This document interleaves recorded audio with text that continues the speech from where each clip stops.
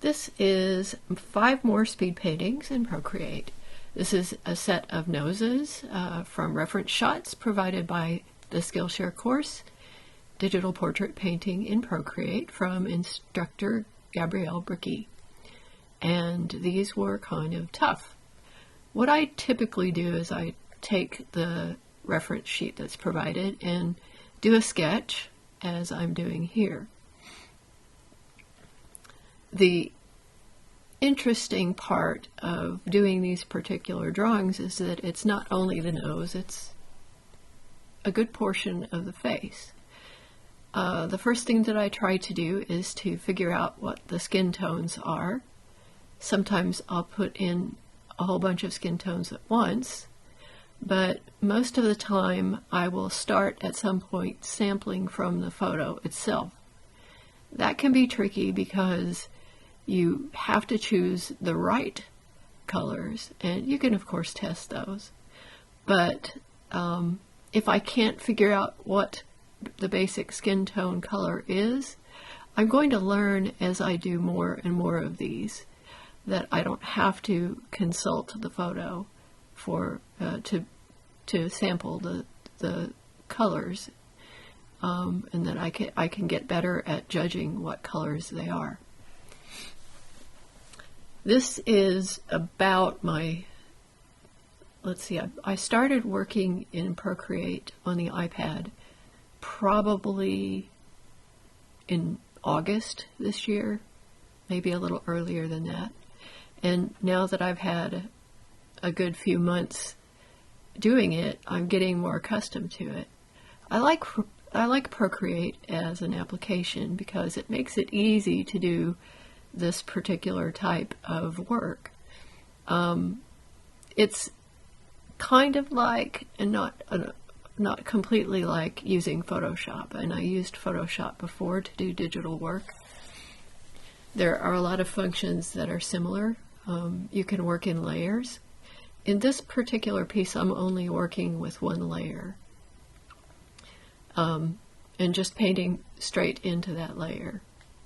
And now I'm just about done. I'm just about where I want to be with piece number 1.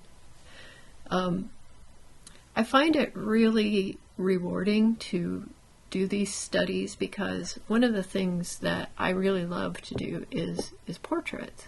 So, of course, the human face, all the features, and that you have to get right to get a likeness. And that's really my point in each of these studies when I do them, is to get the likeness, to get the nose, the shape right, get the shadowing the face right, and just do a good job of capturing the likeness of the individual.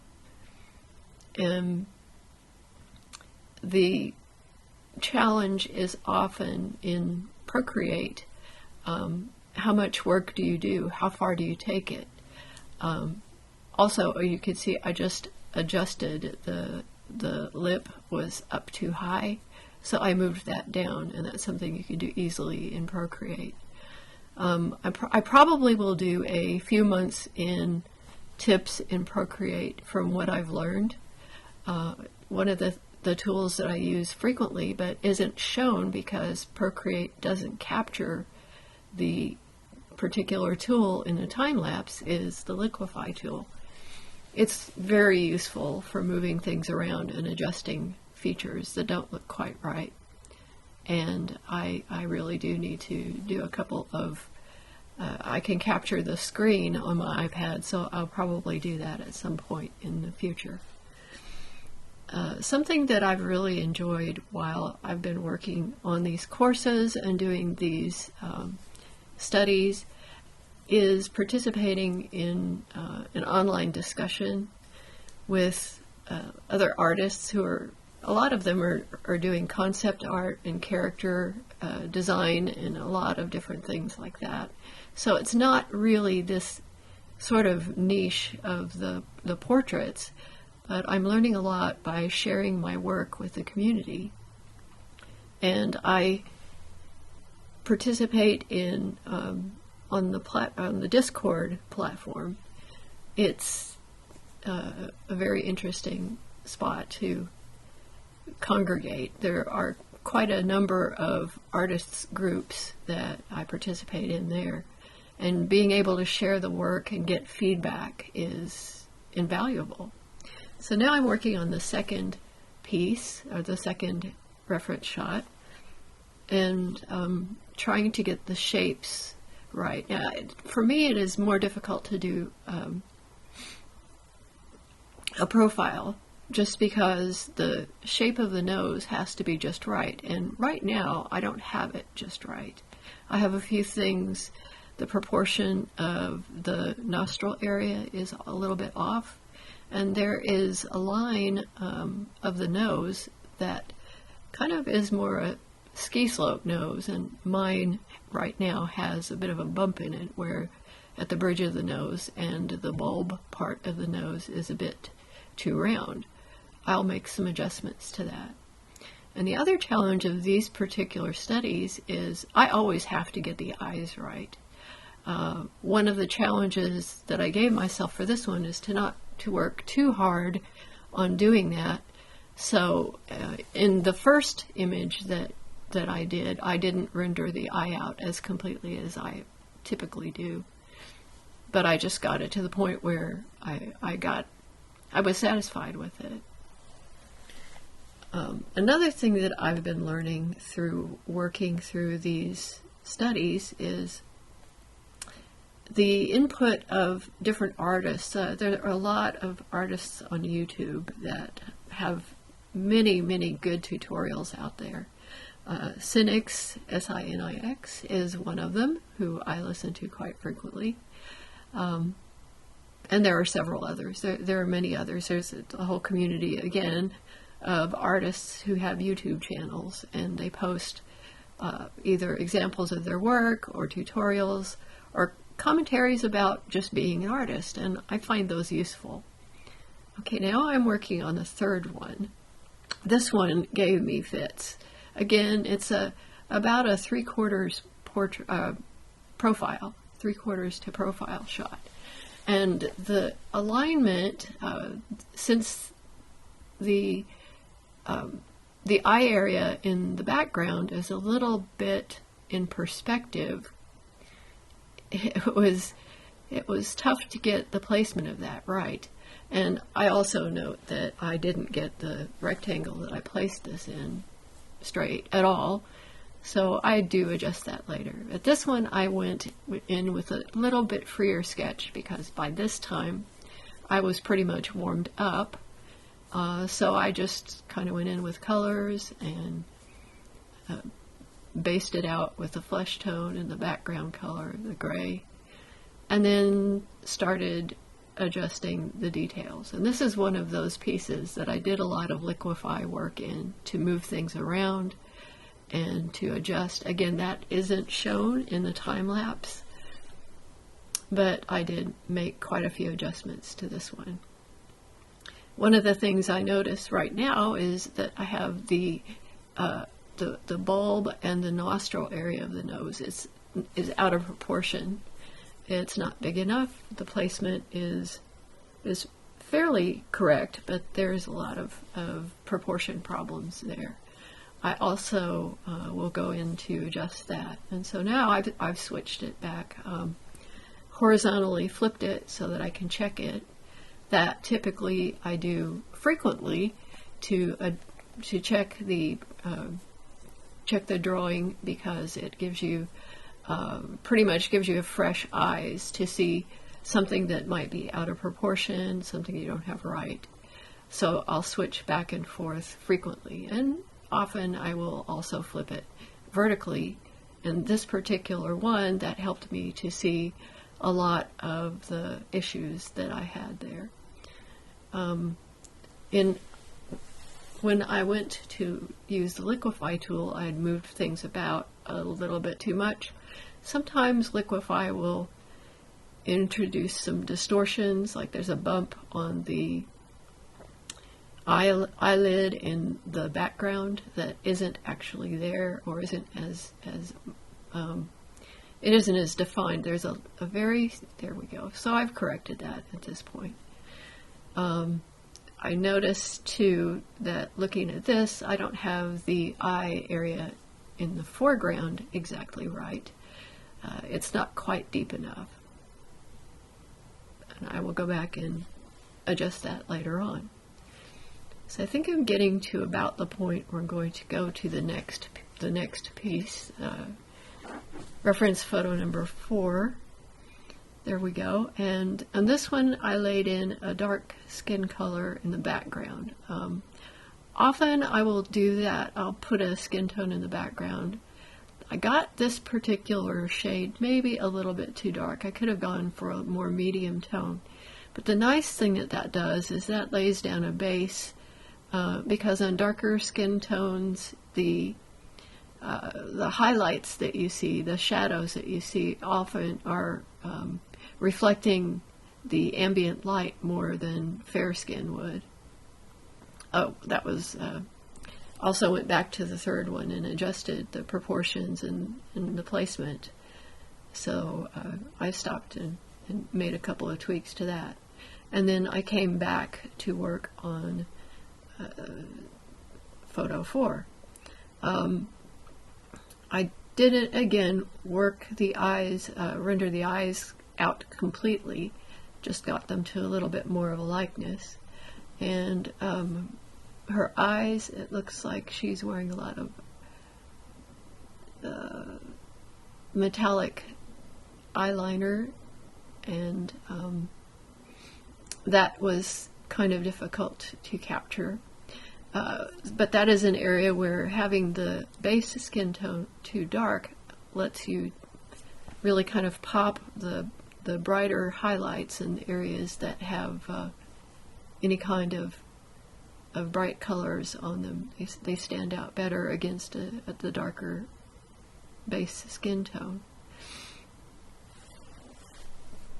And in this one, I know that I haven't got the nose shaded just right, and I think I've got it out of proportion a little bit, and so I'm going to go in and correct that at some point once I get the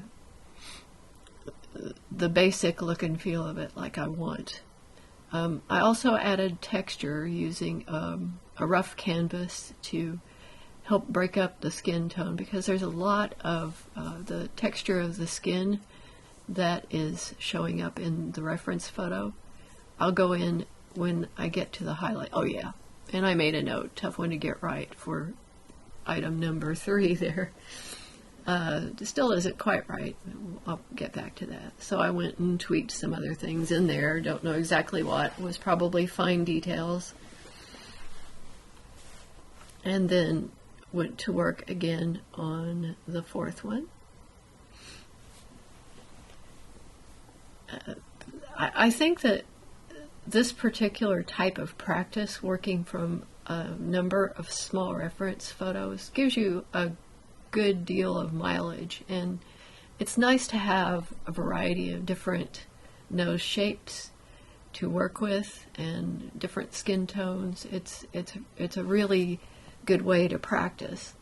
Another way that a person could do this is to just go on Pinterest and find interesting faces and do a similar thing.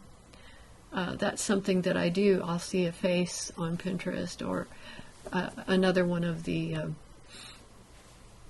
photo sites that is interesting to me that I feel compelled to draw, and I'll just grab it and do a study of it.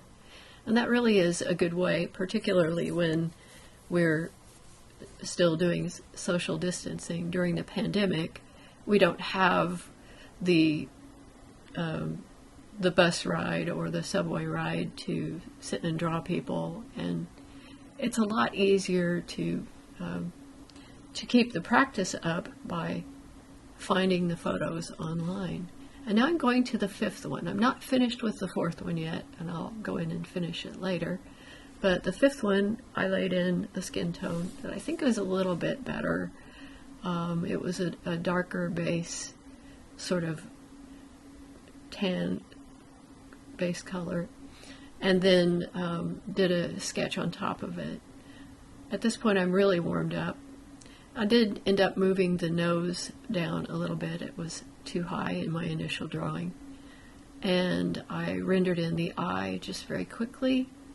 I'm not making an effort to make all of the image completely photorealistic, but in the end I do a pretty good job of capturing the likeness and boiling down what is in the reference image in a way that, while it doesn't capture all of the minute detail, it captures the essence of that.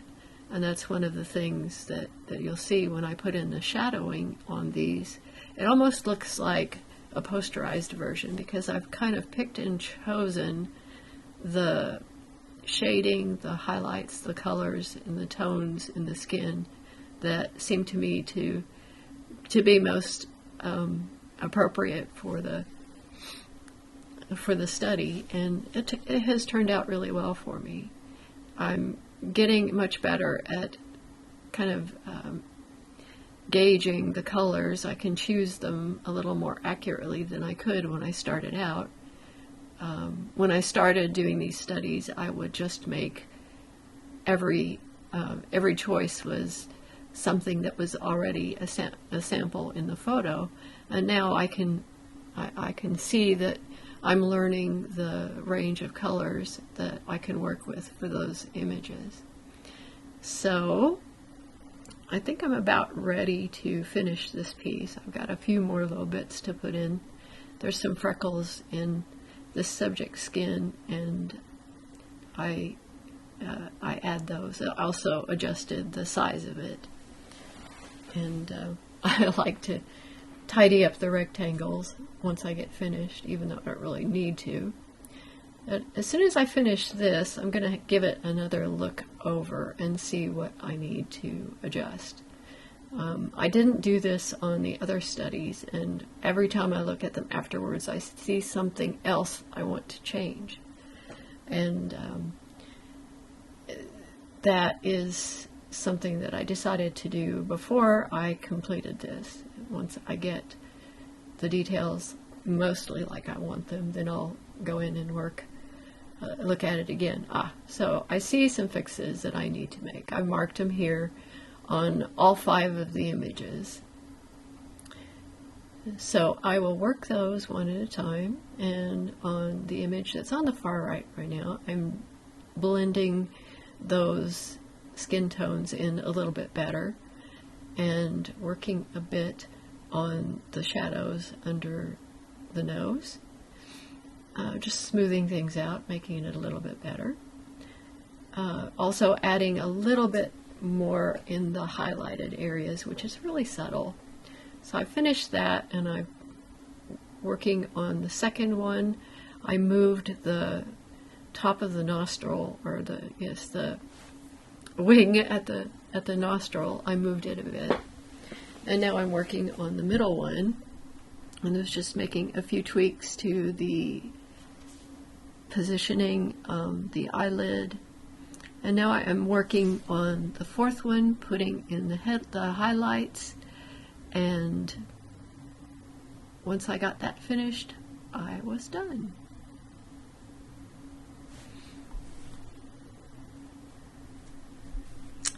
And I will do more of these in the future. Thank you very much for watching.